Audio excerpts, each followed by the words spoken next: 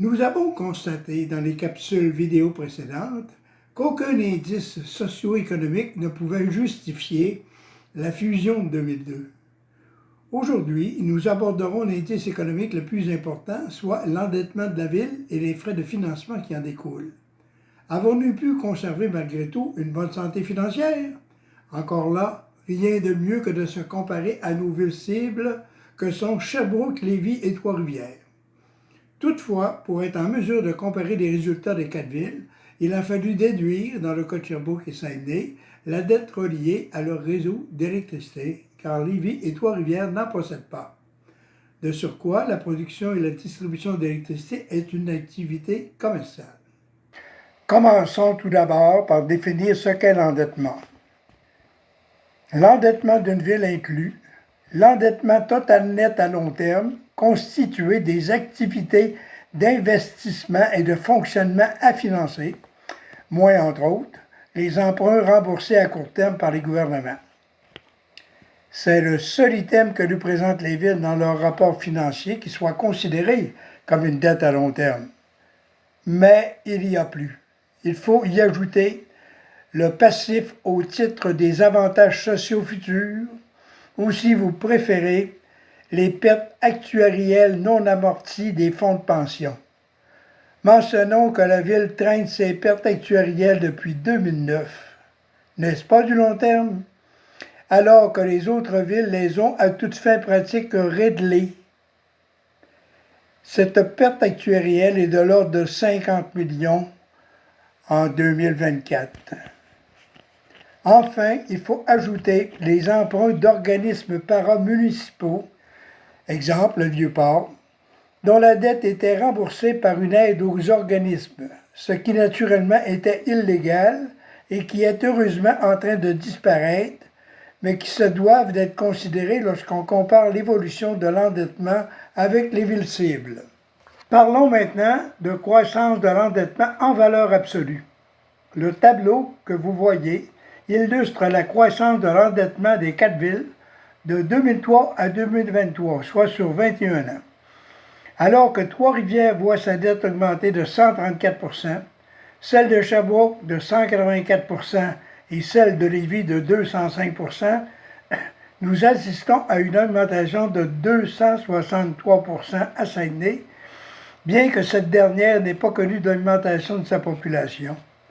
Si on fait abstraction du ralentissement au cours de la COVID, la tendance à la hausse se poursuit malgré 2 changements d'administration. Qu'en est-il alors de la croissance de l'endettement par habitant? Ce tableau illustre très bien l'accroissement de l'endettement par habitant et est plus révélateur de l'importance de l'écart par rapport aux villes cibles. La dette de Saguenay passe de 1 116 $ à 4 131 $ par habitant, soit de 2003 à 2023, une augmentation de 270 %, soit une croissance 2 fois plus élevée que celle des autres villes cibles. Le double, on ne peut demander mieux comme descente aux enfers. Avec une dette si importante, on peut présumer que Saguenay n'a pas de liquidité pour payer les immobilisations. En effet, les plans triennaux d'immobilisation de la ville nous apprennent qu'elle doit emprunter la presque totalité de la part des investissements qu'elle doit assumer. Par exemple, sur 70 millions, en 2022, elle doit emprunter 69 millions. Alors que les autres villes peuvent, à même leur trésorerie, injecter jusqu'à 20 millions. Regardons maintenant tout ceci sous un autre angle en comparant les indicateurs de 2003 à ceux de 2023. Les données de 2003 sont en quelque sorte encore le reflet de la situation qui prévalait avant la concrétisation de la fusion le 28 février 2002. Le territoire qui sera occupé par la ville de Saguenay était le plus populeux. Son endettement était le plus bas, autant en chiffre absolu, soit 168 millions, qu'en dollars par habitant, soit 1116 $. Sa richesse foncière dépassait celle des 3 autres villes et son endettement par 100 $ d'évaluation était le plus bas. Maintenant, tournons-nous vers les mêmes indicateurs pour l'année 2023. Aucune croissance démographique comme nous l'avons souligné dans une capsule précédente. Son endettement est devenu en valeur absolue le plus élevé à 611 millions de dollars en 2023. Et le pire, c'est qu'on anticipe une augmentation de 90 millions en 2024, de 83 millions en 2025 et de 51 millions en 2026. Et enfin, l'endettement par 100 $ de RFU, soit 4 $ et une, est 60% plus élevé que la moyenne des 3 autres villes. Pour terminer, mes amis, je vais vous entretenir une petite minute sur les frais de financement que doit supporter la ville pour un tel endettement. Après correction pour ramener les villes sur une base équivalente, on constate que Saguenay doit débourser annuellement, je dis bien annuellement, près de 10 millions de plus. Imaginez 10 millions de plus sur 20 ans, 200 millions en valeur de 2023. On comprend pourquoi les autres villes se retrouvent avec un potentiel d'investissement beaucoup plus élevé.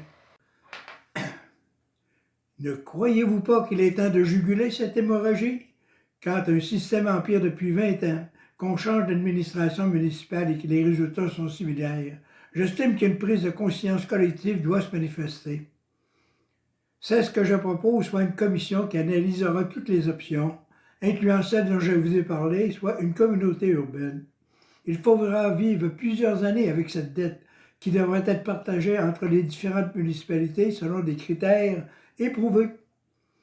Mais on pourra avoir le libre choix des solutions qu'on préconisera pour retrouver la rentabilité. Le statu quo n'est plus acceptable. La fusion a démontré particulièrement à Saguenay son inefficacité. Ceci termine pour le moment mes propos concernant le premier volet de mon programme électoral. Au cours des prochaines semaines, je vous proposerai diverses solutions pour améliorer la gouvernance. À la prochaine et merci.